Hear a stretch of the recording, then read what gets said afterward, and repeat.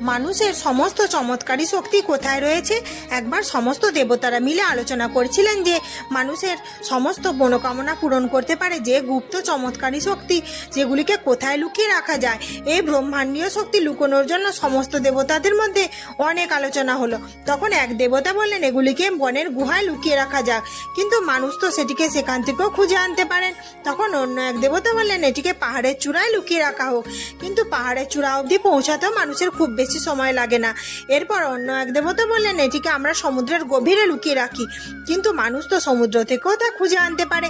তখন অনেক বিচার বিবেচনা করার পরে ভগবান বললেন মানুষের এই চমৎকারী শক্তিগুলি মানুষের মনের ভিতরেই লুকিয়ে রাখা উচিত, কারণ মানুষ চিরকাল এই শক্তি বাইরের জগতেই খুঁজতে থাকবে। সে কখনো কল্পনাই করতে পারবে না যে সকল চমৎকারী শক্তি তার নিজের ভিতরেই রয়েছে। যে ব্যক্তি এই শক্তির জন্য নিজের ভিতরে দেখবে সেই হবে অসীম ক্ষমতার অধিকারী।